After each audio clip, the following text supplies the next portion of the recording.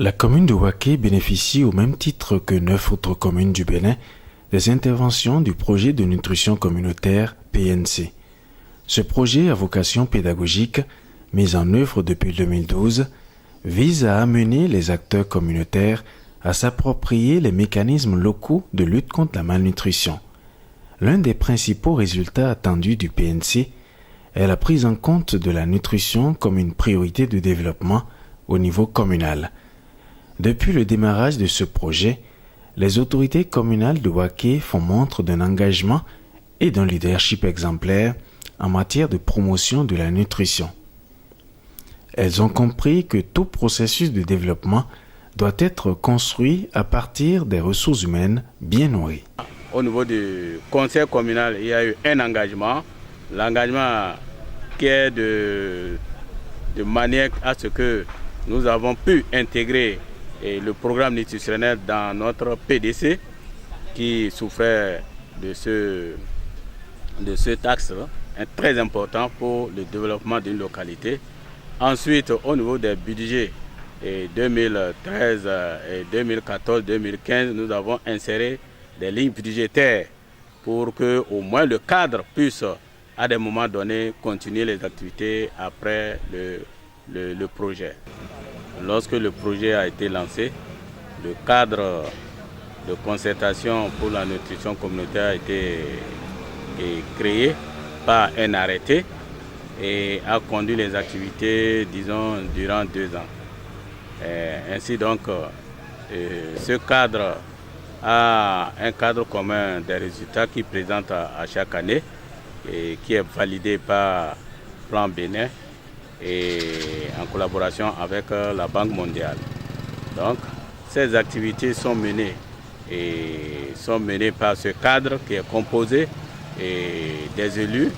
Il y a des élus dedans, il y a les chefs de services techniques comme le planificateur, il y a le représentant du CCS, il y a le représentant du médecin-chef, il y a le responsable du centre de promotion, il y a la société civile, il y a certaines personnes aux ressources aussi qui font partie de ce cadre.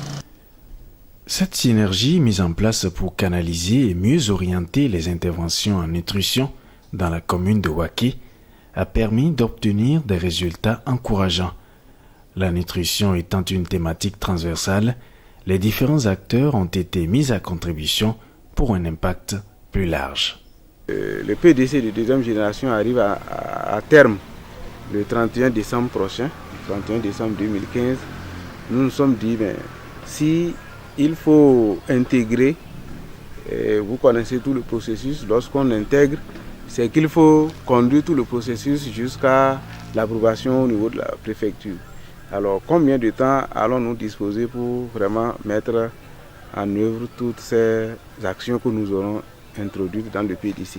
Alors, nous avons poussé la réflexion pour dire qu'il vaut mieux élaborer un plan stratégique de l'alimentation, de la nutrition, de la sécurité alimentaire, de telle sorte que, et même à l'élaboration des PDC 3, qu'on puisse juste prendre les projets qui sont dans ce plan stratégique et qu'on intègre dans le PDC. Avec la mairie de la commune de Waké, nous nous retrouvons très régulièrement pour parler de la nutrition au sein de notre communauté.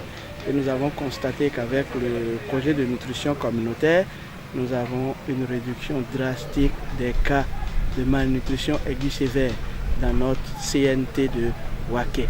Nous n'en recevons plus comme avant. Donc vraiment, c'est avec l'appui de la mairie, l'appui des différents acteurs, parce que le PNC n'est pas fait seulement que du médecin et du maire.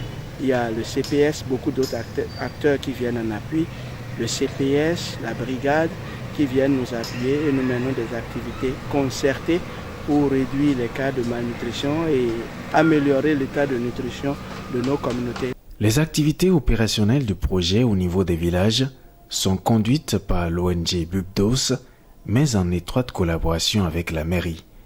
Un accompagnement spécial est mis en place au profit des dispositifs institutionnels infracommunaux, à savoir les comités de surveillance alimentaire et nutritionnelle, CESAN, les mères modèles et les animatrices grand-mères. Avant les interventions, le taux de malnutrition dans les villages d'intervention était de 45% en moyenne. Et de 2012 à 2015, nous avons constaté à travers les différentes activités qui ont été menées, les dépistages que nous faisons, et à la suite des dépistages, les mesures correctives qui sont également menées à travers des foyers à récupération nutritionnelle et également la récupération au niveau des centres de santé et puis des activités de causerie éducative en matière de sensibilisation pour l'adoption de bonnes pratiques nutritionnelles. Tout ceci a conduit à réduire sensiblement le taux de malnutrition dans les villages d'intervention.